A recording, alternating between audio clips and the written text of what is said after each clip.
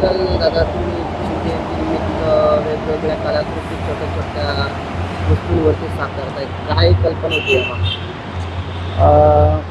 महाराष्ट्राचे आराध्य दैवत छत्रपती शिवाजी महाराज यांचं एक विचारधारा पुढं कुठंतरी आपल्याला हे करायचे आहे, म्हणून मी हा प्रकल्प राबवण्याचा प्रयत्न केला.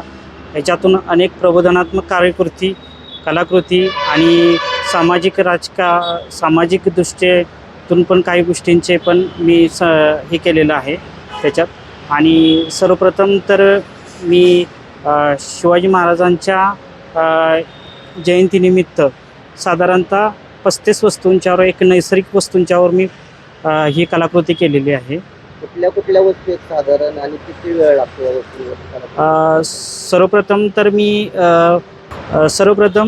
तर मी तिळावरतीच सर्वात लहान कलाकृती केलेली आहे, जे साधारणतः 5 ते 6 तिळांच्यावरती मी शिवाजी महाराजांची भावमुद्रा काढलेली आहे वेगवेगळ्या रूपात.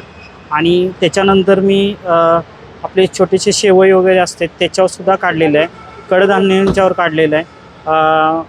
नैसर्गिक ज्या वस्तू आहेत त्याच्यावर मी सर्वसाधारणपणे सर्व वस्तूंच्यावर काढलेले आहे. असे 36 वस्तू मी आत्तापर्यंत कलाकृती काढलेली आहे. आणि जे सर्वात लहान कलाकृती आहे आणि नैसर्गिक वस्तूंचा सुयोग्य वापर करून मी ह्या गोष्टी काढलेल्या आहेत. साधारण किती वेळ लागतो ही कलाकृती साकारण्यासाठी? काय उद्देश आहे यामागचा? साधारणतः तिळावरती काढायचं म्हटलं तर साधारणतः 7 ते 8 तास कंटिन्यू बसावं लागतं.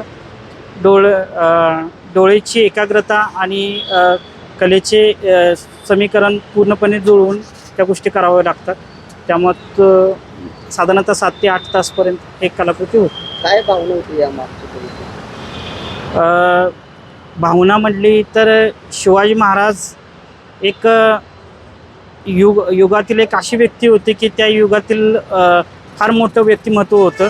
आणि हे तरुण पिढीसाठी सुद्धा काहीतरी एक प्रभावशाली प्रबोधनात्मक काय गोष्टी व्हाव्यात आणि त्यांच्या माध्यमातून शिवाजी महाराज काय होते, छत्रपती शिवाजी महाराज काय होते, परत त्यांचा कार्यकाळ असू द्या, इतिहास असू द्या, हे ह्यामार्फत मला लोकांना दाखवायचं आहे.